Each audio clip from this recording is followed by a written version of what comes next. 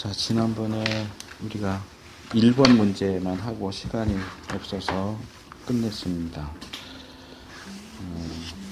여기 우리가 자신에 대해서 뭘 인정해야 하느냐라고 하는 문제에서 본문에서 이제 죄와 범죄, 죄가 있다는 것, 범죄했다고 하는 사실을 인정해라 하는 내용을 생각해 봤고요. 특별히 이 인정한다라고 하는 이 표현이 우리가 암송한 요한일서 1장 9절에 죄를 자백한다 하는 말, 헬라어 표현이 호모로게오, 그래서 동의한다, 인정한다, 같이 말한다, 동일한 말을 한다.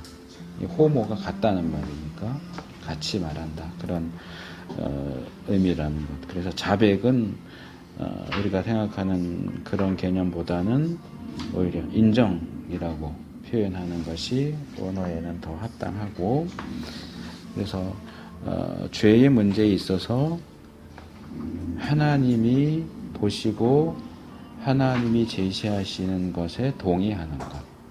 하나님이 야, 너 그거 죄다 라고 하실 때 예, 그게 죄입니다 라고 하나님이 말씀하시는 것처럼 나도 거기에 동의해서 동일하게 말하는 것이 자백이다. 여기 이제 1번, 2번, 3번 문제는 제가 지난번에 그 말씀 드렸던 것 같은데, 일단 인간이 어떤 행동을 한다라고 할 때는 그게 뭐 믿음이 됐든 이 회개가 됐든 그것을 지정의 세 가지로 정의하는 케이스들이 일반적입니다. 그래서 이제 이 문제는 이 교재에서 1번, 2번, 3번은 사실은 지정의 쪽에 맞추려고 노력한 것 같아요. 제가 볼 때는. 그러니까 1번 문제는 인정해라. 그러니까 이거 아마 지의 문제를 연결시킨 것 같고, 그 다음에 태도의 문제. 어떠한 태도를 가져야 합니까? 2번 문제잖아요.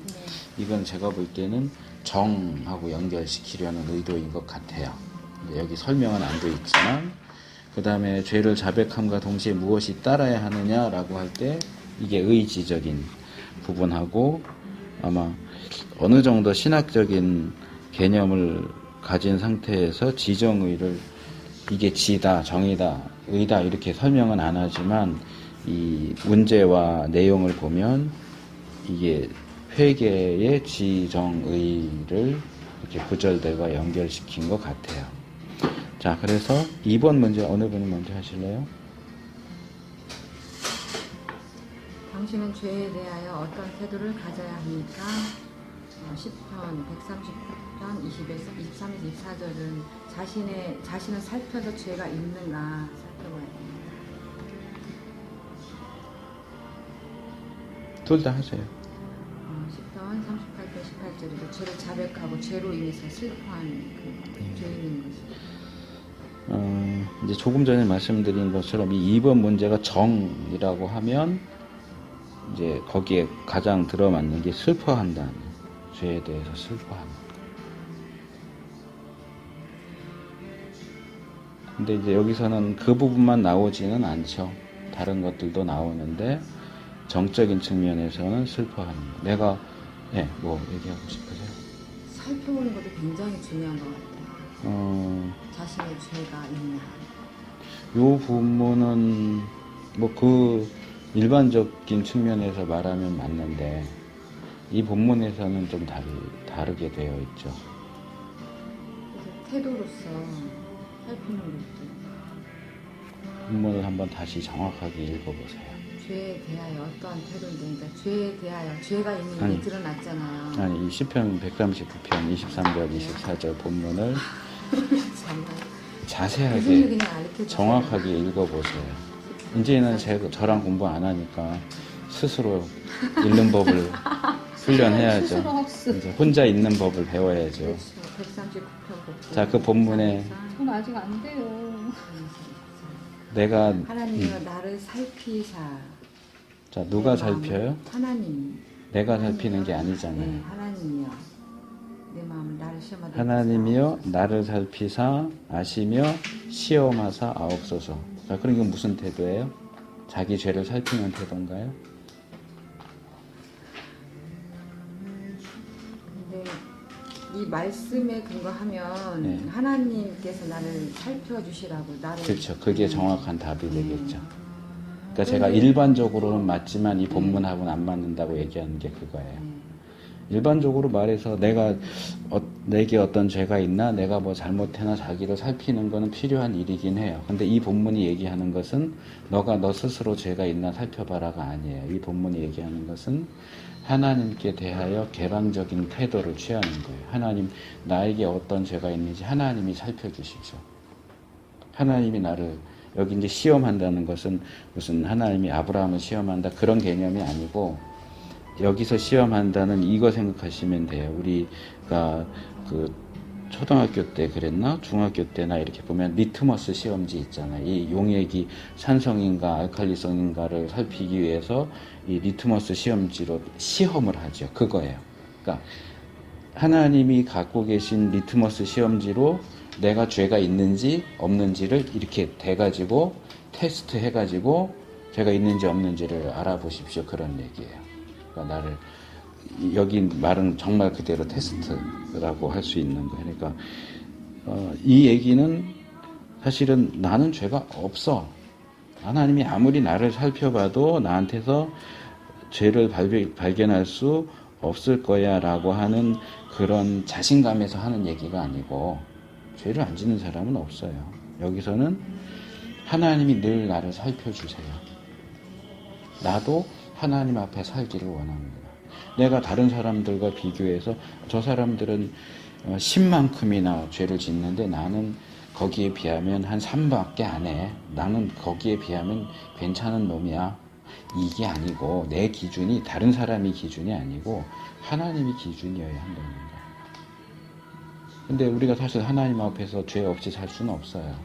그럼에도 불구하고 내가 죄인인 것을 인정하고 늘 하나님 앞에 나를 노출시키는 거예요. 그래서 이게 저도 처음 그 얘기를 들었을 때 조금 이해가 어려웠던 것 중에 하나인데, 어떤 분이 그런 얘기를 했어요. 죄를 지을 때도 하나님 앞에서 지어라. 죄를 하나님 앞에서 지어라. 우리가 죄를 짓는 일반적인 그 방식이나 태도를 말하자면 이래요. 자, 모세가 애굽 사람이 이스라엘 사람을 때리는 것을 보고 그 애굽 사람을 쳐서 죽인단 말이에요. 그때 그냥 다짜고짜 가서 애굽 사람을 쳐 죽이지 않아요. 어떻게 해요? 좌우를 살펴보죠. 좌우. 누가 보는 사람이 있나. 그래서 이제 어떤 목사님들은 농담식으로 얘기하죠. 위도 봤어야지. 위도 봤어야지 하는데, 그게 사실 우리의 일반적인 태도예요. 우리가 뭔가 지난번에 제가 그 속죄제하고 연결시켜서 회개를 얘기하면서 고의적인 죄는 속죄제를 드릴 수 없다는 거 말씀을 드렸어요. 근데 우리가 회개를 너무 가벼이 생각하다 보니까 이게 죄인 걸 알아요. 그리고 나는 그걸 하고 싶어요. 근데 죄를 지으면 안 되는 건 알아요. 그렇기 때문에 합리화를 어떻게 해요? 회개하면 돼. 지금은 죄를 짓고 죄 지은 다음에 회개하면 되지. 회개하면 되지. 이렇게 하는데 이건 굉장히 잘못된 위험한 태도다 하는 것을 말씀을 드렸고, 이제 그런 것들이 기본적으로 전제하는 건 뭐냐 하면, 우리가 죄를 지을 때 사실은 위도 인식을 해요. 그래서 하나님 안 보시는 데 가서 죄 지으려고 그래요. 으슥한데, 사람도 잘 안 보는데, 그리고 당연히 하나님도 못 보시는 곳, 또는 뭐 이런 경우도 있어요. 하나님 지금 보지 마세요.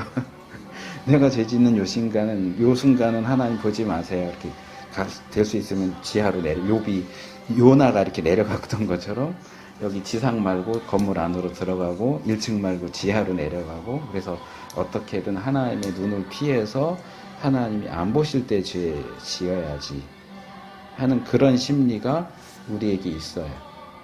그래서 성경에도 보면 구약에도 나오고 신약에도 나오지만 그 마지막 때에 주님 재림하실 때에 사람들이 어떻게 해요? 바위 보고 야 나 좀 까라. 주님 나 보지 못하시게 나를 덮어라. 그런 얘기들을 하는 장면이 나오는데 그것도 비슷한 얘기거든요. 하나님 내가 지금 죄 짓는 요 순간에 하나님 나 보지 마세요. 또는 하나님이 지금은 나를 못 보시겠지? 왜? 나 숨었으니까. 근데 성경적인 원리에 의하면 하나님 못 보시는 건 없어요. 뭐 지하 50층, 100층을 파고 들어가도 하나님은 다 아세요. 그렇기 때문에 우리가 범죄할 때에 요건 하나님이 모르시겠지. 또는 하나님 요건 모른 채 하세요. 보지 마세요. 모른 채 하세요. 이럴 게 아니고 차라리 우리는 연약한 존재고 그거를 당연시하고 합리화시키는 건 아니지만 사실 우리가 하나님 나라 들어갈 때까지는 죄 안 짓고 살 수는 없어요.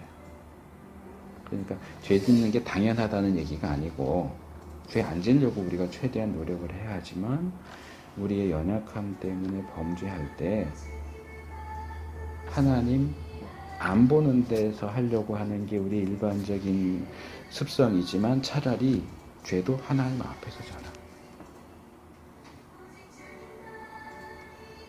이해가 되세요? 무슨 얘기인지?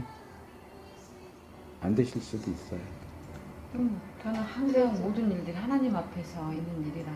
저도 당연해요. 그러니까 이게 이제 오해의 여지가 있어요, 분명히. 아니 네. 하나님이 성경적으로도 뭐 못 보시는 곳이 없잖아요. 나를 늘 주시하고 네. 그거를 안 이상은 몰래 숨어서 죄를 짓는다라는 거는 생각을 안 하고 아예 그냥 존재 자체를 잊어버리면 또 몰라. 그렇죠. 그냥 그 순간 네.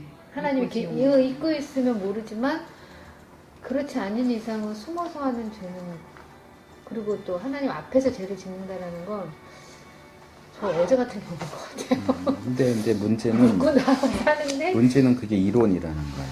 실제하고 다르다는 거죠.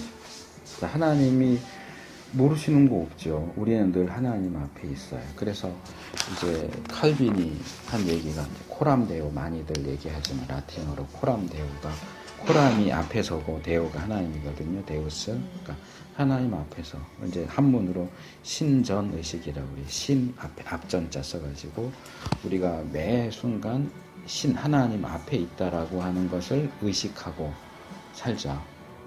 그런데 그렇게 사는 사람 그렇게 많지 않아요. 우리가 하나님 앞에 은폐될 수 없고 우리가 늘 하나님 앞에 있는다는 사실을 의식적으로 이론적으로는 아는데 삶 속에서 그래 늘 나는 하나님 앞에서 살아 이러면서 사는 사람은 별로 없다고요. 그래서 저 어제 같은 경우 그랬거든요. 가기 전에 아니 그 안에서도 기도하면서 하는 게 뭐냐면 혹여나 내가 죄를 짓고 싶지 않은데 혹여나 내가 이 와중에도 이렇게 붙들어 주라고 죄 안 짓게 혹여나 내가 인간이다 보니 나도 모르는 나오는 어떤 죄들이 있을 거 아니에요. 의식하지 못한 죄가 있을 거 아니에요. 그 와중에 그럼 그것도 용서해 달라. 그건 하나님 앞에 죄 짓는 거 아니에요? 예, 그거는 그게 앞에서 죄 짓는 거 아니에요? 예, 그런 태도가 필요한 거죠. 지금 여기서 얘기하는 거하고. 그쵸. 예, 맞죠. 근데 우리가 그렇게 사는 경우가 많지 않다는 얘기죠. 그거를 알고 사니까 힘들어요. 자, 아담이 범죄하고 하나님이 오시니까 오셔서 부르세요. 아담아, 아담아. 어떻게 해요? 숨잖아요. 숨을 수 있다고 생각했을까요? 아담, 이 땅에 있는 인간 중에 아담보다 하나님을 더 잘하는 사람이 어디 있어요? 아담은 늘 동산에서 하나님과 동행했던 사람인데. 근데 그 하나님이 내가 어디 나무 밑에 숨으면 모르겠지 하고 숨었을까요? 이건 본능이에요. 죄인의 본능이에요. 죄인이 범죄할 때 또는 범죄했을 때 하나님을 피해서 숨으려고 하는 것은 죄의 본능이에요. 예를 들면요. 네. 아담이 숨었을 때 일단 아담은 하나님이 하지 말라는 걸 했기 때문에 죄를 나타나는 지었으니까. 죄잖아요. 네. 자기 의식하는 죄이기 때문에 자기도 모르게 떳떳하지 못하니까 숨은 행인 거고 일반적으로 우리가 무지해서 몰라서 죄 짓는 경우도 되게 많잖아요. 뭐 예를 들면 아이가 잘못을 했어. 근데 이게 엄마한테 혼날 일인지 아닌지 모르니까 떳떳하게 나오는 거야. 아이일 때는. 엄마가 불러서 아무렇지도 않게. 그건 뻔뻔한 게 아니잖아요. 모르니까 나오는 거잖아요. 그런 경우는 적죠. 근데 제가 전에 한번 그 말씀을 구원의 확신 부분 다룰 때 말씀을 드렸던 것 같은데, 아이들은 따로 가르치지 않아도 거짓말을 할 줄 알고요. 그렇죠? 그래서 따로 윤리 교육을 하지 않아도 모든 사람들은 아이가 됐든 어린이 됐든 남의 것을 허락 없이 가져가면 그게 좋은 일이 아니라는 마음의 가책을 느끼고요. 다른 사람을 죽이면 잘했어 이런 사람은 없어요. 그걸 꼭 법으로 금지시키고 살인하면 안 돼 이 교육을 안 했어도 인간 안에는 아주 기본적인 선과 악에 대한 개념이 있어요. 물론 그렇지 않은 경우들도 있어요. 지금 말씀하신 그런 케이스라든지 어떤 부족이나 종족에 따라서 이제 어떤 특정한 행위는 그쪽은 죄가 아니라는 의식들이 있을 수는 있지만, 그거는 이제 소수의 예외적인 상황이고, 보편적인 케이스를 얘기할 때에는 누가 안 가르쳐줘도 자기가 잘못된 짓 했으면 이렇게 꺼림직한 거를 느끼게 되어 있어요, 사람은. 그래서 한편으로 이게 이제 잘못 오해되면 하나님 앞에서 뻔뻔한 태도를 취하는 잘못된 쪽으로 갈 수 있어요. 어차피 뭐 나는 연약한 존재인데 내가 뭐 안 하려고 한다고 죄를 안 지을 수 있겠어요? 하나님도 어차피 다 아시는데, 이런 식으로 가면 아시잖아요. 그렇게 가면 이게 이제 문제가 되는 거고, 그러니까 여기서 우리가 죄를 지어도 하나님 앞으로 가지고 가서 지어라 하는 얘기는 뻔뻔해져라는 얘기는 아니에요. 다만 우리가 숨기려 하고 은폐하려고 하고 그럴 때 때때로 우리는 그런 은폐에 성공했다고 생각할 수도 있고, 이건 아무도 몰라. 그래서 여기에서 이제 조금 이야기가 확대되지만 양심의 개념이 나오는 거예요. 양심이 뭐죠? 수수가 찔리는 양심. 이게 양심이 번역이 참 잘못됐어요. 어질 양자를 써요. 그래서 양심 부분은 우리는 긍정적인, 그러니까 양심 자체가 나쁜 양심 이런 생각은 아니에요. 양심은 이름 자체가 그런 것처럼 좋은 마음 이런 개념으로 떠올리지만, 이게 헬라어도 그렇고 히브리어도 그렇고 양심에 해당되는 단어는 원래 의미가 뭐냐 하면 함께 한다는 거예요. 함께 한다. 네. 양심이 그 영어로 콘사이언스예요. 양쪽 마음이 함께 하는 거예요? 아니, 이게 라틴어에서 말인데, 콘은 함께라는 뜻이에요. 사이언스는 스키엔티아라고 하는 라틴어에서 나오는 건데, 안다 그런 뜻이에요. 그래서 콘사이언스는 함께 하는 거예요. 자, 아무도 몰라요. 내가 은밀하게 나만 알게 어떤 죄를 지었어요. 그러면 우리는 나만 안다고 생각해요. 근데 이제 우리가 지금 논의해오던 건 뭐냐면, 나만 아는 게 아니라 누구도 알아요? 하나님도 아세요. 근데 나와 하나님 말고 또 아는 게 있어요. 그게 양심이에요. 내 양심은 알아요. 왜?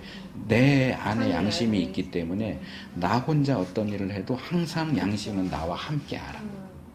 그게 이제 불씨 됐을 때가 힘든 거잖아요. 근데 이제 이 양심은 말하자면 중립적인 개념이에요. 이건 선한 것도 아니고 악한 것도 아니에요. 그냥 함께 아는 건데, 그래서 신약 성경을 보시면 이 양심 앞에 수식어가 붙어요. 선한 양심, 화인 맞은 양심, 악한 양심이 있어요. 그러니까 악한 양심을 가진 사람은 사람을 여러 죽여놓고선도 뭐 어쨌다고, 그거는 악한 양심이에요. 자기도 사람을 죽였다는 걸 알아. 그 양심도 알아. 근데 양심이 악하다 보니까 모르는 거. 그러니까 그걸 죄로 인식을 안 하는. 그러니까 이게 근데 소수 예외적인 케이스죠. 이게 현대식으로 말하면 사이코패스인 거예요. 그러니까 이제 악한 양심은 어떻게 되느냐? 화인 맞은 양심하고 연결이 돼요. 뭐 여자들은 모르겠는데 저희 또래는 그 학교 다닐 때 가방을 매는 가방 안 들고 드는 가방을 들었어야 돼. 그러면 여기에 굳은 살이 생겨요. 그 나중에는 바늘로 찔러도 안 아파요. 감각이 없어져요. 양심이 자꾸 악한 일을 하고 괜찮아 하고 은폐하고 합리화시키고 하다 보면 이 양심에 굳은 살이 생겨요. 그러면서 악한 양심이 되는 거예요.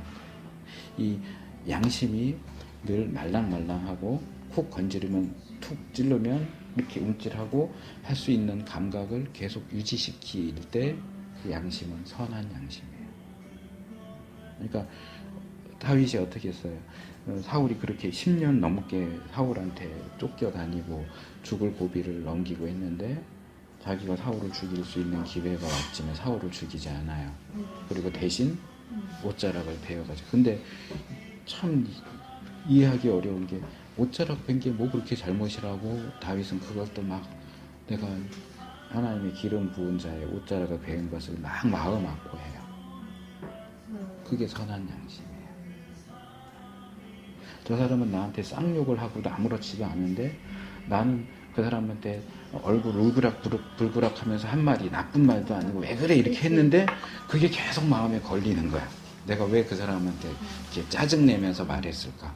쟤는 나한테 쌍욕을 했지만 이 사람의 양심은 선한 양심이고 제 양심은 화인 맞은 양심이에요.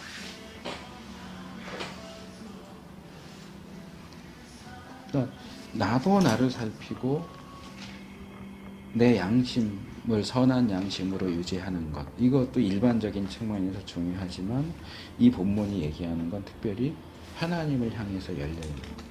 하나님 보면 안 돼요. 감추는 게 아니고 보세요. 자랑스러워서 아무것도 걸릴 거 없어서 자랑스러워서 보세요 하는 게 아니에요.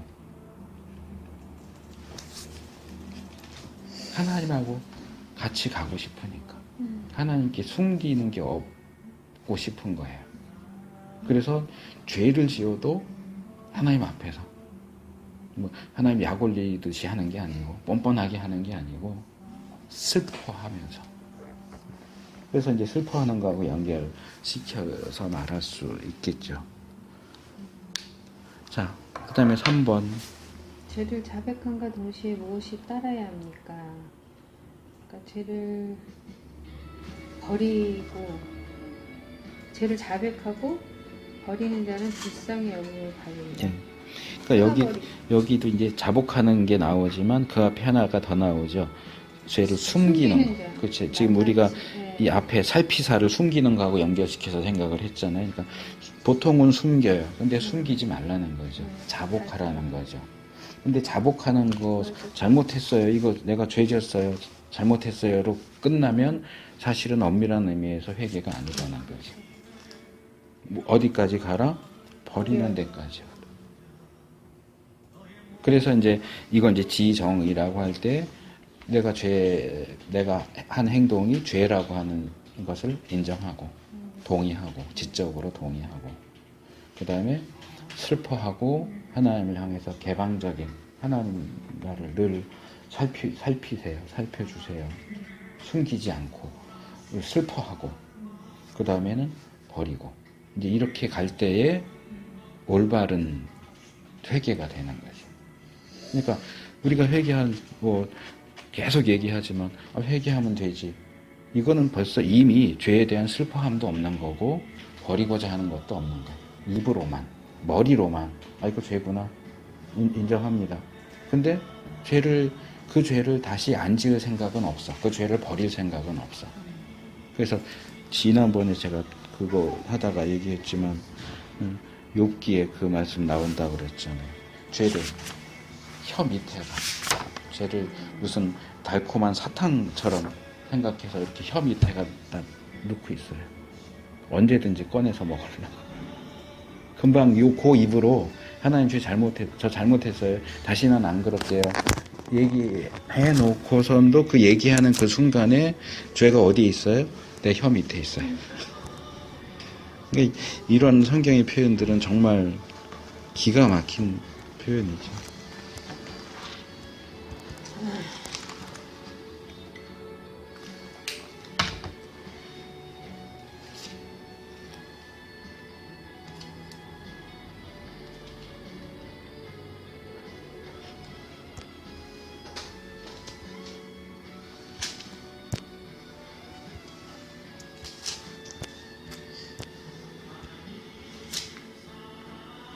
구절을 또 못 찾고 어쨌든 몇 개. 그래요. 그래서 죄를 자백한다, 즉 회개한다고 하는 것은 이렇게 지, 정, 의 세 가지 요소가 같이 가야 한다. 그러니까 우리가 회개라고 할 때 오늘날 교회에는 그냥 지적인 거, 잘못했어요, 용서해 주세요, 이것만 회개라고 하는데 그것만으로는 정당한 회개라고 할 수 없어요. 이 요소들이 다 있어야 돼요. 그래서 우리가 이제 이건 우리 편에서 할 문제예요. 그러니까 죄 사함의 문제에 있어서 우리 편에서 해야 하는 건 회개예요. 그러니까 우리가 이걸 제대로 한다면 그 다음에 이제 하나님 편에서 하실 게 이제 나오는데, 근데 이게 회개가 굉장히 힘들어요.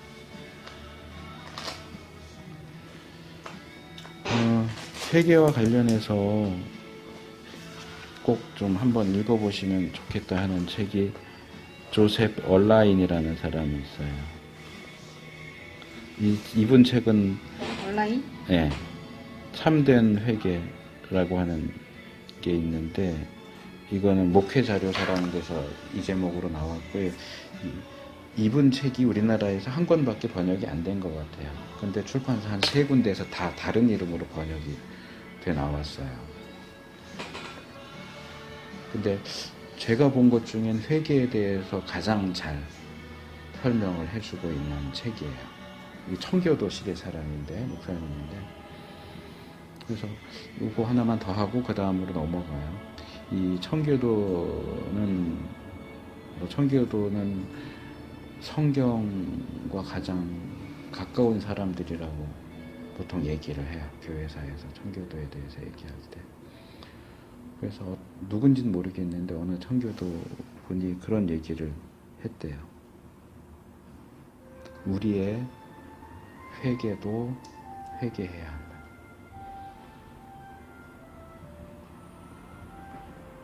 그거는 우리가 하는 회개가 얼마나 얄팍한가 하는 것을 지적하는 얘기. 우리가 이 정도면 됐어라고 생각하는, 그렇게 우리 스스로 이건 나는 정말 진심으로 회개했어 라고 한 그 회개도 회개해야 할 대상이 될 수 있다는 거예요. 그러니까 이 죄의 문제, 회개의 문제에 있어서는 우리가 안심할 수 있는 영역은 없어요. 이제 회개했으니까 됐어라고 말할 수 있는 영역은 없어요. 그러니까 이제 이 교재도 지금 우리의 회개 부분은 사실 별로 안 다루고 있어요. 왜냐하면 주제 자체가 사죄에 있기 때문에 회개할 때 하나님이 어떻게 하시느냐가 더 길게 나와 있지만, 사실은 하나님이 어떻게 하시느냐는 이걸 바뀌어야 된다고 생각해요, 나는. 그거는 이미 성경에 다 제시되어 있기 때문에 어떻게 한다 그것만 딱 얘기하면은 뭐 그렇게 길게 얘기할 게 없고, 사실은 회개 쪽에 더 많은 초점을 맞춰야 된다고 생각을 하는데, 이 교재 자체가 이렇게 되어 있기 때문에 일단은 우리의 회개 부분은 요 정도 하고, 자, 그러면 우리가 진심으로 회개했을 때 하나님께서 어떻게 하시는가? 4번. 86편 5절에는 하나님께서 어떤 분으로 묘사되어 있습니까? 선하시어 용서해 주시기를 즐거워하시는 분으로 부르짖는다. 인자하심 무하시다. 네. 기본적으로 선하시다.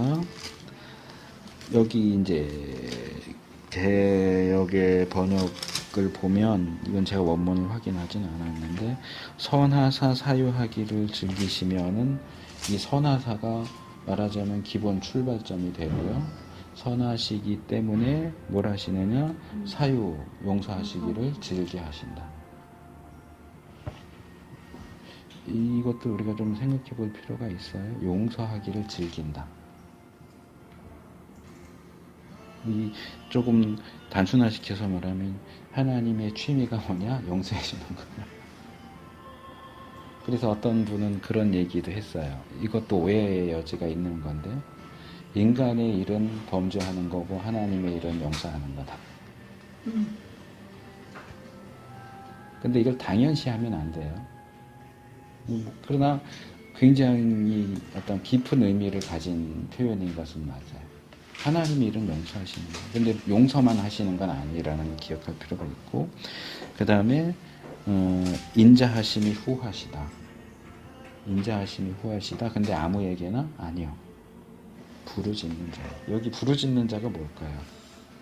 여기서 부르짖는다는 것은 결국은 회개를 얘기하는 거예요. 네. 그렇죠. 하나님을 찾는 거죠. 하나님, 나 죄 졌는데 어떻게 해야 돼요?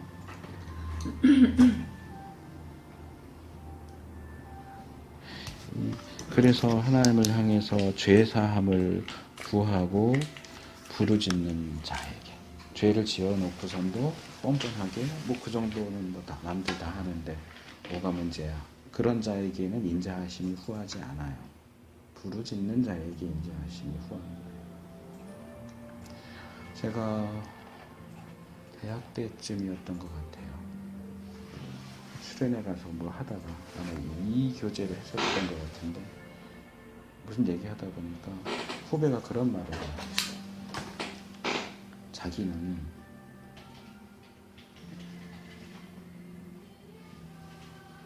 죄를 짓고 회개하고 회개했는데 같은 죄를 또 짓고, 그래서 면목이 없어서 하나님 앞에 더 회개를 못 하겠대. 그러니까 사람이 아니 한 번, 두 번은 몰라도 세 번, 네 번, 10번, 20번 그러는데 계속 같은 죄 가지고 하나님 앞에 가서 잘못했어요, 용서해 주세요, 이거를 정말 면목이 없어서 못 하겠다고 그렇게 얘기를 하더라고요. 어떻게 생각하세요?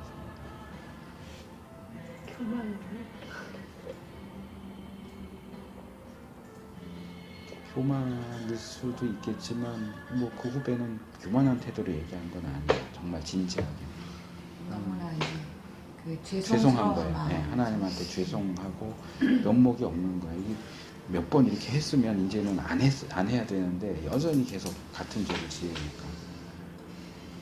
스스로 좀 자책하는 마음이 네. 좀 근데 제가 그때 그 후배한테 그랬어요.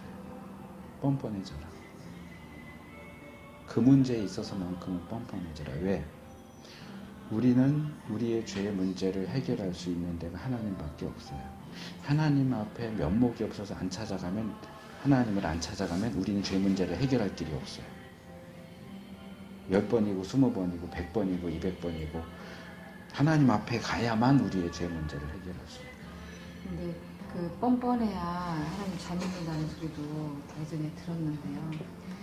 뻔뻔해지기보다는 이제 버리려고 죄를 버리려고 했어야 되는데, 근데 그 뻔뻔해지라고 하니까 자꾸 죄 짓고 죄 짓는 게 뻔뻔한 게 아니고, 회개하기 위해서 하나님을 찾아가는 일에 있어서는 그건 다른 방도가 없어요.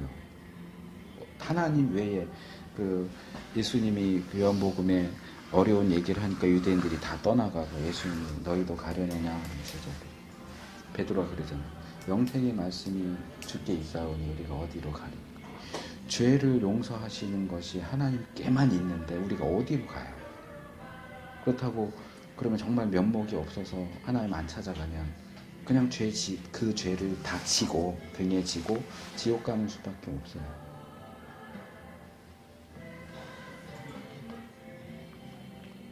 그래서 이 뻔뻔함이라고 하는 표현은 우리가 좀 조심해야 되는데, 제가 중학교 때 이런 일이 있었어요. 제가 숙문중학교 나왔는데 한 번은 그 기독학생회 뭐 예배 드린다고 가자고 그래서 갔어요. 처음으로 갔는데 어디 교회 전도사님이 와서 설교를 하시더라고요. 무슨 설교를 했냐면 가룟 유다와 베드로에 대해서 설교를 했어요. 가룟 유다는 예수님을 팔았죠. 배신해서 팔았고, 베드로도 예수님을 3번이나 부인했어요. 그런데 가룟 유다는 죄사함을 받지 못하고 죽었고, 베드로는 죄사함을 받았죠. 그 둘의 차이가 뭐냐? 베드로는 회개했기 때문에 죄사함을 받았대요. 그렇게 설교하는 분도 굉장히 많아요. 근데 뭐 그때는 제가 중학생 때였으니까 제가 그 설교 들으면서 성경 막 뒤졌어요. 회개한 내용. 베드로가 회개한 내용이 안 나와요.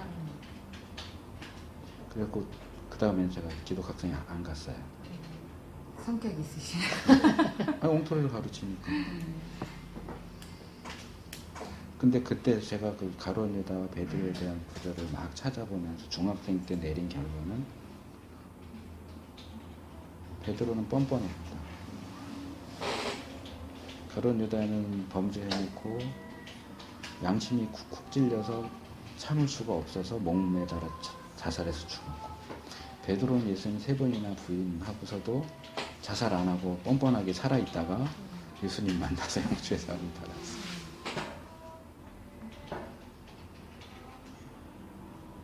근데 이제 나중에 대학 가서 다분히 찾았어요. 예수님이 베드로 그 최후의 만찬 하시는 중에 예수님 베드로한테 그 말씀하시는 게 있어요. 사단이 밀가부르듯 하려고 너를 청구하였으나 내가 너를 위해서 기도했다. 너는 내 형제들을 돌봐. 베드로가 용서받을 수 있는 근거는 그거밖에 없어요. 오히려 회개라고 하는 측면에 보면 베드로는 심히 부끄러워하고 울었다라고 하는데, 가룟 유다에게 사용된 복음서의 본문을 보면 가룟 유다의 태도가 회개에 더 가까워요. 후회해요. 물론 거기서 이제 후회와 회개는 다르다 이렇게 얘기해요. 그럼 가룟 유다는 용서받지 못한 죄인 건가요? 그건 스스로- 명확하지 않아요. 왜 그 만찬 때 그렇게 아셨잖아요. 네. 가룟 유다가 팔자라고. 네. 이미 근데 가룟 유다가 그 죄를 안 짓고 싶은데 지은 건 아니에요. 그러니까 억지로 사탄이 죄 짓게 해서 지은 건 그러니까요. 아니에요. 자기의 의도와 자기의 결정에 따라서 한 거예요. 그러니까 예외적으로 제외된 거 아니에요? 그렇진 않아요. 그런 건 아니고요. 근데 모든 죄가 다 그래요. 모든 죄가 다 그래요. 제가 그 얘기할 때 얘기하는 게 그거예요. 사탄은 우리를 유혹하긴 하지만 범죄하고 싶어 하지 않는 내 손을 잡아 끌어서 억지로 범죄하게 만들 수는 없어요. 그러면 알고도 지은 죄, 그러니까 제사를 회개를 해도 용서받지 못한 죄는 없는 거예요? 네? 다시요. 그러니까 알고도 저지른 죄로 인해서 제사함을 그러니까 회개하고 나아갈 때 용서받지 못한 죄는 없는 거예요? 그게 지난번에 잠깐 언급했는데 잠깐. 구약에서는 네. 이제 속죄죄는 고의적인 죄는 해당이 네. 안 된다. 네. 네. 그럼 고의적인 죄는 어떻게 해결되느냐? 대속죄일하고 연결을 시켰고요. 네. 근데 신약에서는 대속죄일을 따로 지키지 않기 때문에 일단은 기본적으로 우리가 회개를 너무 가벼이 여긴다라는 측면에서 제가 고의적인 죄는 구약식으로 말하면 회개할 자격도 없다 이렇게 이제 강조를 하지만, 그러면 고의적인 죄가 회개할 자격이 없다면 우리가 고의적인 죄를 지었을 때는 용서받을 길이 없어져 버려요. 근데 그렇기 때문에 이 회개 안에는 우리가 일단은 기본적으로 부지 중에 실수로 지은 죄가 기본적으로 회개의 대상이 되지만, 고의적으로 지은 죄도 사실은 회개 외에는 죄사함 받을 수 있는 길이 없어요. 네. 그렇기 때문에 결론적으로 말하면 부지 중에 고의적으로 지은 죄도 역시 회개함으로 죄사함을 받을 수 있는데, 그것밖에는 방법이 없지만 제가 계속 지적하는 것처럼 회개하면 되지라는 식의 태도는 곤란하다는 거예요. 고의적인 죄도 회개를 통해서만 죄사함을 받지만, 그 회개를 지금 여기 우리가 살펴본 것처럼 그런 정말 참된 회개, 어떻게 뼈를 깎는 듯한 그런 자세로 회개해야, 정말 진지하게 해야 사함을 받지, 그냥 뭐 고의적인 죄든 비고의적인 죄든 그냥 입으로 립서비스로 하나님 잘못해서 용서해 주세요 이렇게 해갖고 용서받을 수 있다고 생각하는 건 위험한 생각이에요. 그러니까 이 두 가지를, 구약에는 속죄제사와 대속죄일이 이렇게 두 개가 따로 구분되어 있기 때문에 설명하기가 쉬운데, 신약에서는 회개 하나밖에 없단 말이에요. 그러다 보니까 이게 회개를 너무 가볍게 여기는 것도 좀 주의시킬 필요가 있고, 그렇다고 해서 고의적인 죄는 회개해도 용서 못 받아 이렇게 말할 수도 없고, 그러니까 이런 면에서 신약은 조금 어려움이 있긴 하지만 결론적으로 그래요. 어떤 죄가 됐든 회개하지 않고서는 죄사함을 받는 건 불가능해요. 근데 그것이 우리가 생각하는 회개하면 되지 하는 식의 그런 회개는 사실상 회개가 아니라는 거예요.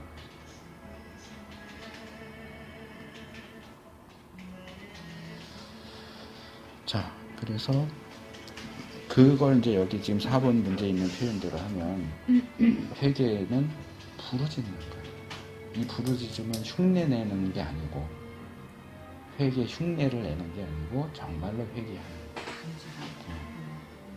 그러니까 회개. 제가 이렇게 경험을 하고 나서 이 잘못을 위해서 부르짖고 회개하고 나서는 두려움이 생겼단 말이에요. 똑같은 죄를 지으면 안 되겠다. 나는 코대가 혼났으니까 이론적으로 마음이 와닿은 게 아니라 그게 바로 신지호 씨 사건이거든요. 똑같은 무지한 사람으로 인해서 그때 혼난 게 그게 겁이 나서 막 또 그런 죄를 저질까봐. 그러니까는 고쳐질 수밖에 없을 것 같아요. 이런. 그러니까 예를 들면 아담이 대놓고 한 죄랑 똑같은 거죠. 저는. 이걸 또 이렇게 저질러 버리면. 그러니까 그게 과정이에요. 그렇다고 해서 안 짓진 않을 거예요. 그렇지만 이전과는 조금씩 좀 더 나아지는 거죠. 만약 그걸 잊어버리니까 이 정도로 호되게 혼나지 않았다면 더 나아지는 게 아니라 다시는 지면 안 되는 거예요. 안 되는 거죠. 그러니까는 하나님, 그게 겁이 나는 거예요. 그럼요. 무섭죠. 하나님. 진짜 무서운 하나님이시는데. 그러니까는 어떤 경우는 정말 그런 과정을 겪으면서 안 하게 되는 것들도 있겠지만 다 그렇진 않아요. 그러니까 원칙적으로는 안 하게 돼야 되는 게 맞지만 안 하게 될 수밖에 무서워. 그 경험을 했으니까. 근데 그 무서운 경험도 시간이 지나면 잊어버릴 수도 아니 있고. 생생해서. 근데 그거는 이렇게 몸으로 새겨진 거라 네. 안 잊혀지고 네. 다시 죄를 지을 수가 없는. 그러니까 하나님이 강권적으로 역사하셔갖고 막 그렇게 깨닫게 해주신 것은 새겨져갖고 다시는 이렇게 할 수 없는 그런 그러니까 게 이런 있어요. 일을 당할 때 이 사람이 두려운 게 아니고 이 가운데 하나님이 두려운 거죠. 이 가운데는 내가 또 그전처럼 또 똑같은 행동을 할까봐. 그러니까 두렵고 떨림으로 네. 그걸 이루라 하신 말씀처럼 죄 지으는 것도 이렇게 두려움 속에서 죄를 안 짓게 되는 거죠. 그런 일들이 쌓이면서 정말 죄를 멀리하게 되는 거죠. 이게 많은 시간들이 필요하겠지만 진짜 무섭더라고요. 일반적으로는 동의해요. 일반적으로는 동의를 하는데 조금 더 들어가서는 저는 좀 생각이 달라요. 아 그래요? 네.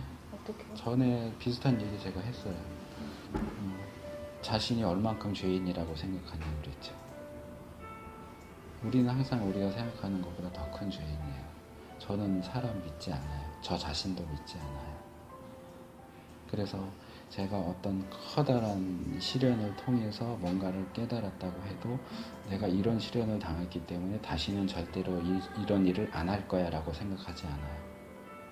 아 그쵸. 네. 그 제가 말하는 건 이제 이런 부분이 같은 맥락으로 혼난 거죠. 그러니까 예를 들면 내가 부주의로 엎어지고 깨지고 하는 일들은 뭐 닥쳐오는 일들이기 때문에 그때마다 일어나던 아무런들의 지혜를 발휘하지만 내가 가지 말란 길을 해서 가서 엎어진 경우에는 깨달았잖아요. 그다음부터 그 길을 가면 안 되는 거죠. 그러니까 교수님이 말하는 의례적인 거, 이렇게 하면 안 되고 저렇게 하고 하나님 말씀하신 거 순종해야지 하는 길은 마찬가지로 아무리 노력을 해도 이게 안 되죠. 죄인이니까. 근데 이거 같은 경우에는 진짜 엄청나게 그 두려움이 말도 못해요. 엄청나게 혼났거든요. 진짜 부르짖으면서 저는 밤새 회개했거든요. 근데 그거를 하니까 이 똑같은 일을 또 이렇게 맞다 하니까 그게 무서운 거예요. 그러니까 제가 그걸 일반적인 측면에서 인정을 한다고 말씀을 드렸잖아요. 그러니까 그거는 하나님의 크신 은혜예요. 정말 하나님의 네, 크신 네. 은혜고요. 죄를 멀리 하실 그럼에도 불구하고, 그러니까 그런 것은 굉장히 좋은 어떤 경험이고 나에게 좋은 어떤 기준을 제시하는 것이긴 하지만 그게 이제 너무 강한 확신이 되다 보면 이제 이렇게 되는 거죠. 이스라엘 사람들 왜 저래? 왜 원망해서 두들겨 맞고 또 원망하고 두들겨 맞고 또 원망하고 두들겨 맞고, 도대체 얘들은 왜 안 배워? 나는 한 번 배워갖고 안 하는데. 아니요, 이스라엘의 모습이 그게 사람의 모습이에요. 그럼요. 네. 그렇기 때문에 그래서 제가 얘기하잖아요. 어떤 부분은 하나님의 그런 특별하신 역사하심과 연단을 통해서 그 죄를 버리게 되는 경우도 있어요. 없지 않아요. 있어요. 있는데 더 큰 전반적인 면에서 볼 때 우리가 완전히 100% 영화되지 않는 한은 같은 죄를 또 지을 가능성은 얼마든지 남아 있어요. 앞으로 살아야 할 날이 더 많기 때문에 나는 이 문제는 해결됐어 라고 한다고 해서 이 문제에선 완전히 면역이 되느냐? 그렇지는 않다는 거예요. 그러니까 이게 이제 효과가 더 갈 수는 있어요. 그리고 뭐 기왕이면 이게 계속 효과가 있어서 이제 이 문제는 내가 이제 다시는 부딪혀도 절대로 안 한다. 이렇게 되면 감사한 일이죠. 그러니까 그거는 절대로 그럴 수 없다. 그건 아니에요. 그런데 이래요. 인도의 확신에서 다루려고 했던 부분이지만 말씀을 드리면 우리가 부딪히는 문제들이 몇 개 있어요. 예를 들어 돈, 그렇죠? 사람과의 관계, 뭐 이런 것들이 있으면 하나님이 우리를 훈련시키는데 돈 문제를 사실은 돈은 거의 제일 끝이긴 하지만 그냥 예를 들어서 돈 문제를 가지고 부딪혀서 막 그래서 이제는 돈 문제는 내가 웬만하면 포기하고 하나님 뜻대로 해야지, 이제 말하자면 훈련을 수료했어요.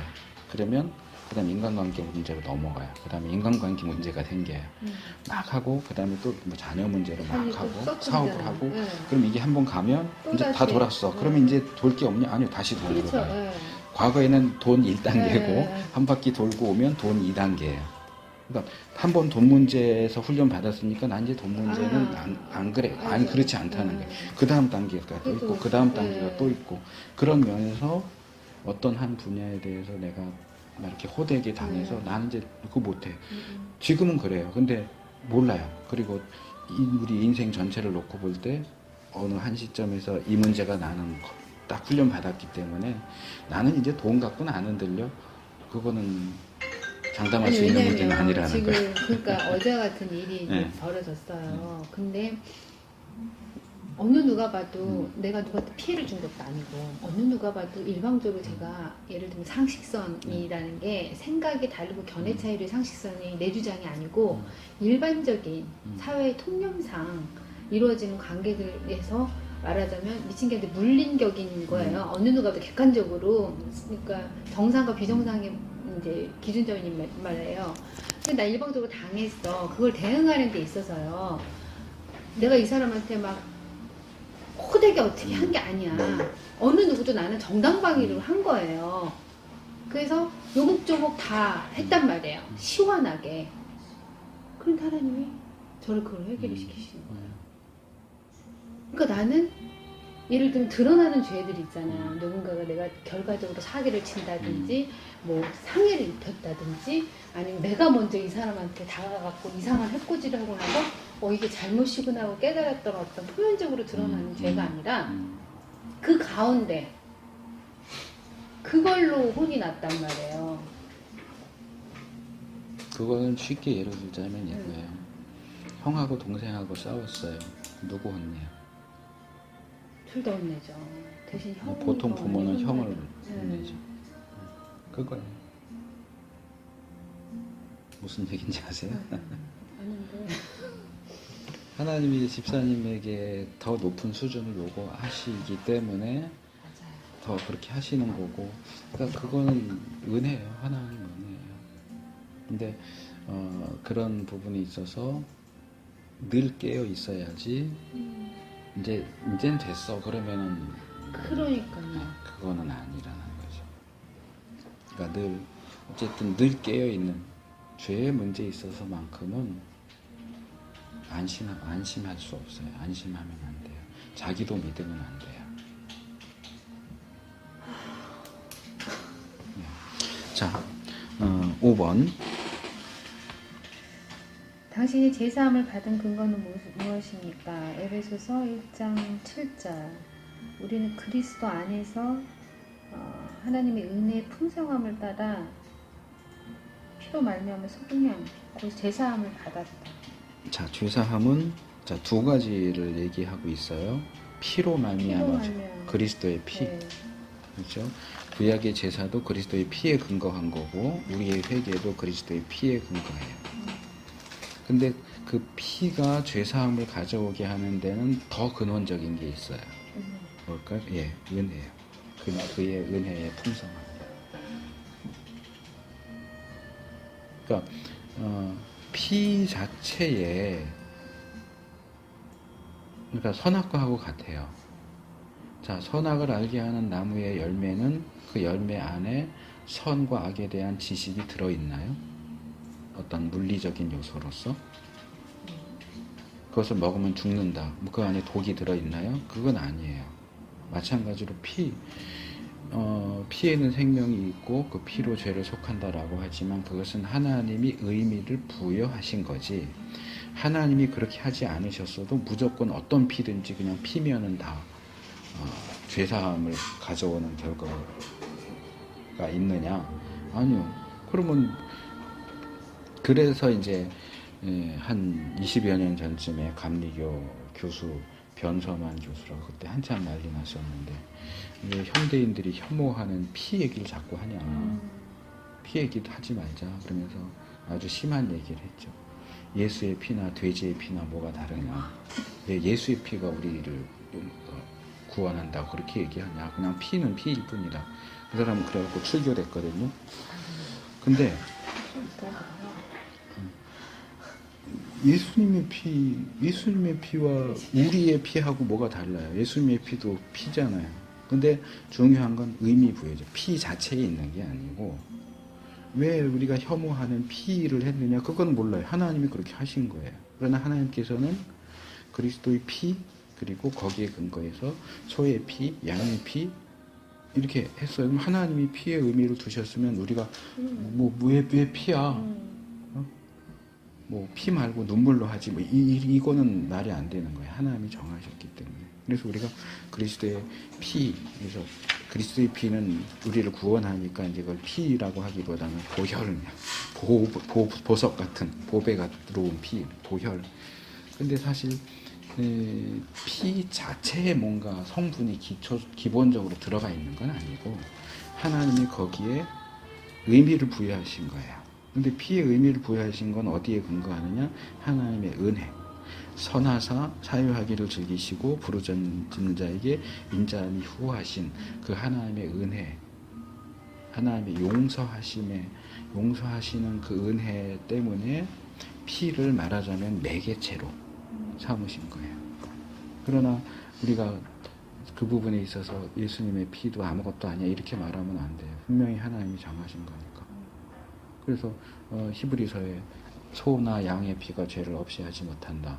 그래서 구약시대 성도들은 구원 못 받았다. 제사 드려도 죄사함 못 받았다. 아니요, 그렇지 않아요. 하나님이 의미를 부여를 하셨기 때문에 의미를 부여하신 그대로 하면 죄사함의 효과가 나오는 거죠. 자, 6번. 그리스도의 희생에 대해서 히브리서 10장 12절은 무엇이라고 말해주고 있습니까? 죄를 위해서 한 번의 영원한 제사를 드리셨다. 예, 한 영원한 제사죠. 예, 속죄 제사죠. 근데 영원한 제사예요. 근데 한 번 드려졌어요. 그래서 이걸 이제 신학에서는 영단번 이렇게 불러요. 그러니까, 풀자면 영원한 효과를 가지는 한 번의 제사죠. 그래서 예수님이 또 죽으실 필요는 없어요. 예수님은 한 번만 죽으신 걸로 충분하지만 그 한 번의 죽으심으로 가져오는 효과는 영원하고 무한해요. 그런데 여기서 이제 칼빈주의가 잘 제시하는 것은 제한 속죄죠. 예수님의 보혈의 능력은 무한대지만 그렇다고 해서 모든 사람을 다 죄사함 받게 하고 다 구원받게 하느냐? 아니다. 그것은 제한적으로 선택적으로 효과를 가져온다. 능력이 유한하기 때문이 아니고 다른 조건 때문에 아까도 있는 것처럼 부르짖는 자에게 인자하심, 부르짖지 않는 자에게는 아니에요. 회개하는 자를 용서하는 거예요. 마찬가지로 그 보혈의 능력을 믿는 자에게만 한정적으로 효과가 가는 거지. 안 믿어도 예수님이 죽었으니까 다 구원받는다, 다 죄사함 받는다, 그렇지 않다는 거죠. 자, 7번.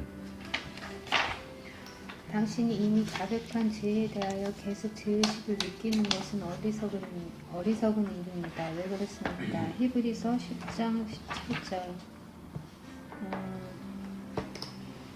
그들의 죄와 그들의 불법은 내가 다시 기억하지 아니하리라 하셨습니다. 예.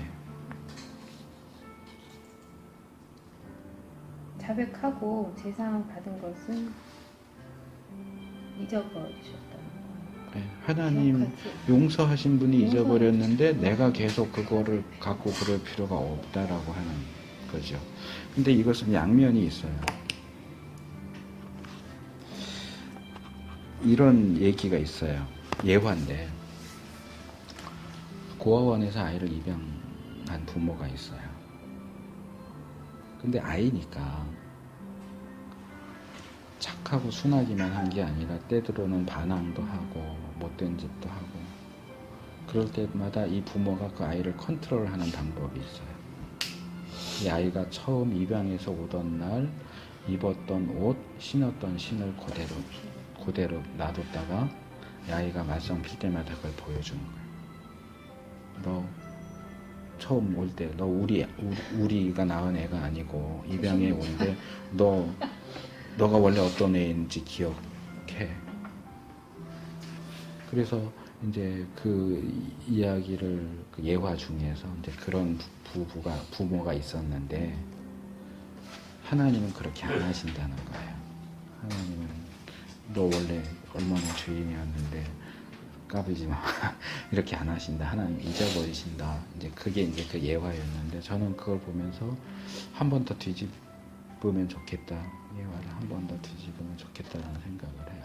왜냐하면 하나님은 그렇게 하시지 않으시지만 하나님은 우리 앞에 그 신발 보여주면서 너 원래 어땠는지 기억해 이렇게 우리를 협박하시지 않아요. 그런데 우리는 잊어버리면 안 돼요. 우리 속담에 은혜는 물에 새기고 원수는 돌에 새긴다고. 은혜 받은 건 너무 금방 잊어버려요. 하나님이 우리를 그 헌 신발 갖고 협박하시진 않으시는 분이지만 우리들은 그걸 잊어버리면 안 돼요. 내가 받은 은혜가 얼마나 큰지 잊어버리면 안 돼요. 내가 그 은혜 받을 자격이 없는 사람인 것을 잊어버리면 안 돼요. 그걸 이제 다르게 표현하면 당연하게 여기면 안 돼요. 사람에 대해서든지 사건에 대해서든지 당연하다고 생각하면 안 돼요. 좀 더 긍정적으로 표현하면 감사할 줄 알아야 돼요. 은혜를 잊어버리면 감사할 줄 모르게 돼요. 내가 받을 걸 당연히 받았다고 생각하면 감사합니다 하지 않아요. 그래서 죄의 경우에 이런 게 있어요. 내가 죄를 지었어요. 그리고 진심으로 회개해서 용서함을 받았어요. 물론 이제 그럼에도 불구하고 계속 죄의식을 갖는 건 옳지 않죠. 이제 그렇기 때문에 이 문제를 이제 얘기를 하는 건데, 자, 벽에다가 죄를 짓는 것은 벽에다 못을 박는 거하고 비슷해요. 못을 박았어요. 그리고 다시 못을 뺐어요. 그러면 다 끝나나요? 아니요. 거기에 못이 박혔던 흔적이 남아요. 공부를 치워요. 그래도 흔적이 남아요. 우리는 내가 범죄했고 그래서 죄사함 받으면 그걸로 모든 게 제로 상태로 원 상태로 돌아간다고 생각하지만 그렇지 않아요. 내가 범죄한 것으로 인해서 하나님께도 영향이 가고 다른 사람에게도 영향이 가고 나에게도 영향이 와요. 회개해서 죄사함을 받았다고 할지라도 그 영향이 없어진 건 아니에요. 내가 살인했어요. 회개해서 죄사함 받았어요. 그럼 죽은 사람이 살아나요? 죽은 사람은 그대로 죽은 대로 있어요. 근데 제가 지난번에 밀양 얘기했죠. 나 용서 받았어. 그리고 자기가 손에 끼친 그 자기가 죽인 사람 가족 앞에서 뻔뻔하게 그러면 안 되는 거예요. 죄송한 줄 알아야 되는 거예요. 그래서 이게 양면이 있다고 그랬죠. 한편으로는 이 부분에서 자유해도 되는데 계속 눌리는, 용서함 받았는데도 눌리는 케이스가 있어요. 그건 그럴 필요는 없어요. 한편으로는 죄사함 받았다고 해서 내가 남에게 손해 끼치고 문제 일으킨 것에 대해서 이제 전혀 그런 일이 없었던 것처럼 뻔뻔하게 행동하면 안 돼요. 이 두 가지가 같이 가야 돼요. 그게 제가 볼 때는 이 죄사함 쪽은 속죄죄의 문제고, 이 뻔뻔하면 안 된다는 건 속건죄의 문제예요. 내가 다른 사람에게 손해를 끼쳤으면 회개하고 용서받는 걸로 끝나는 게 아니고 손해 입힌 걸 갚아야 돼요. 배상해야 돼요. 그 사람한테 가서 잘못했다고 해야 돼요. 그 사람에게 손해 끼친 거 물어줘야 되고, 끼쳤기 때문에 그 이상 또 더 해서 배상해야 돼요. 근데 우리는 늘 한쪽으로만 해요. 사람한테 험담해서 그 사람을 상처를 줬으면 가서 사과해야죠. 하나님한테만 기도하고 용서받았다고 그러면 안 되는 거예요. 자, 마지막 8번 문제. 하나님의 용서를 체험한 당신은 다른 사람들에게 어떤 태도를 가져야 합니까? 서로 인자하는 불쌍히는 서로 용서하고. 자, 여기 인자가 어디서 나왔죠? 앞에 부르짖는 자에게 인자하심이 후하다.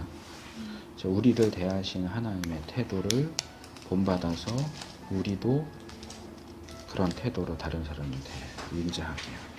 불쌍히 여기고 용납하고, 하나님이 그리스도 안에서 너희를 용납하심 같이 너희도, 내가 용서받았으니까 나도 용서해야 돼. 오늘 제가 10시쯤에 만나요 그래서 10시쯤에 왔는데 목사님 일이 있으셔서 한 15분, 20분 정도 이제 기다렸는데 죄송하다고 막 그러는데, 제가 그 얘기했고 제 기본적인 생각이 그래요. 사람이 살다 보면 기다릴 때도 있고 기다리게 할 때도 있어요.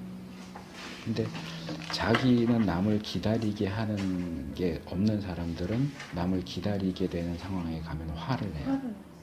나는 안 그러니까. 근데 안 그럴 수 있는 사람은 없어요, 사실은.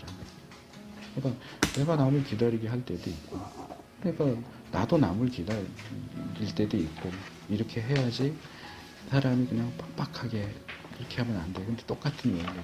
그 예수님 비유에도 나오잖아요. 그 불의한 관원. 자기는 탕감 받았는데 동료 탕감 안 해주고 훨씬 적은 액수인데. 그게 뭐 가장 기본적인 거죠. 그래서 우리가 용서받았는데 다른 사람이 나한테 잘못한 것에 대해서는 깐깐하게 구는 건 올바르지 못하다.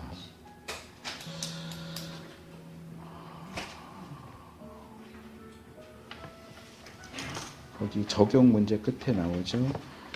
당신이 아직 자백하지 않은 죄가 있습니까? 그렇다면 그것을 지금 자백하고 용서하심에 대해 감사하십시오. 하나님께서는 당신의 죄에 대하여 용서하셨고 그 죄를 기억지도 않으십니까? 이랬는데 뭐 그거는 이미 배운 거니까. 그리고 우리도, 저도 그거 훈련하려고 하는데 히스토리컬해지지 않도록. 보통 여자들이 그런다고 그러는데, 부부 싸움을 하게 되면 아내들은 히스토리컬해진다. 히스테리칼이 아니고 히스토리칼. 전에도 그랬고 그 전에도 그랬고 그 전에도 그래. 내가 몇 번 용서했는데 이번에도 또 그런다고. 근데 우리가 다른 사람들, 하나님이 우리를 대할 때도 그렇게 안 하시고 우리도 다른 사람들을 대할 때 그렇게 하지 않아야 된다. 정말로 하나님의 용서를 받은 사람이면 용서를 할 줄 아는, 제 기억에는 댄 해밀턴이었던 것 같은데, IVP 소책자가 있어요. 요만한 소책자. 네, 용서라는 책이 있어요. 이 저자 이름은 명확하지 않은데 책 이름은 용서예요. 이 조그만 소책자 용서. 분량이 작은데도 참 잘 써진 글이에요. 용서는 어떤 게 아니냐, 어떤 게 용서가 아니냐. 내가 너 용서하지만 잊어버리진 않을 거야. 이런 거 우리 많이 하잖아요. 그런 건 용서가 아니에요. 네, 그런 거 잘 정리. 어떤 게 용서고 어떤 게 용서가 아닌가. 우리가 용서라고 생각하는데 용서가 아닌 것들이 어떤 게 있는가. 그런 것들을 작은 책인데도 잘 정리해 주는 게 있어요. 그거 한번 보시면 좋을 것 같고요. 요거만 말씀드리고 끝낼게요. 지난번에 하면서 제가 묵상 문제에서 하나님이 미쁘시고 의로우신 분이라서 우리 죄를 사하신다. 미쁘심과 의로우심이 죄사함과 어떻게 연결되느냐. 미쁘심은 뭐 지난번에도 잠깐 얘기했고 오늘도 나왔어요.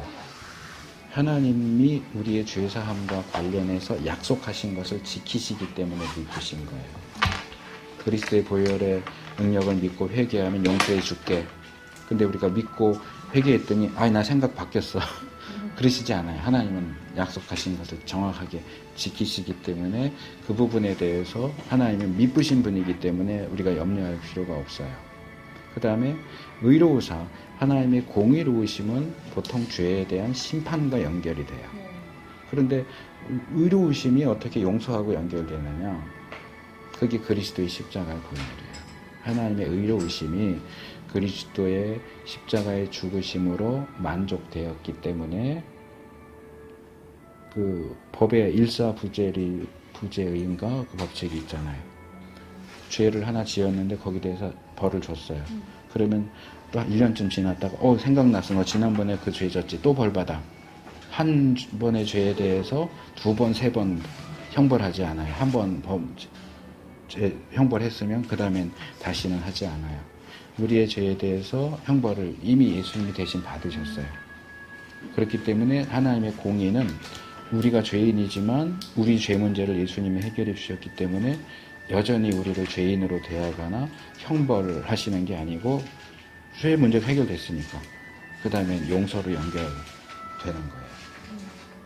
그래서 사랑의 하나님은 우리를 용서하기를 원하시고 공의의 하나님은 우리를 형벌하기를 원하시기 때문에 이 두 개가 서로 이렇게 대치된다고 할 수 있는데 그 대치되는 하나님의 공의와 우리를 용서하고자 하시는 하나님의 사랑이 만나는 장소가 십자가예요. 존 스토트가 그리스도의 십자가라고 하는 이렇게 두꺼운 책에서 그런 것들을 잘 설명을 해줘요. 그러니까 하나는 하나님의 공의고 하나는 하나님의 사랑. 두 개가 만나요. 사랑을 양보하지도 않고 공의를 양보하지도 않아요. 두 가지를 다 만족시키면서 우리를 죽게 하지 않고 죄사함을 받게 하는 그런 결과를 가져온 것이 그리스도의 십자가다. 예수님의 죽으심에 대해서 우리가 너무 쉽게 생각하고 죄사함을 위한 회개를 너무 가볍게 생각하고 그런 일들이 없도록 하는 것이 필요하겠다. 여기까지 하도록 하겠습니다.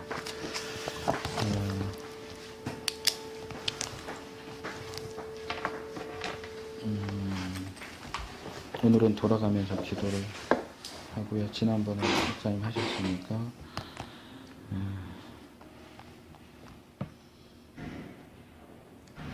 제가 저부터 시작해서 이렇게 해서 집사님이 마무리하는 기도를 해주세요.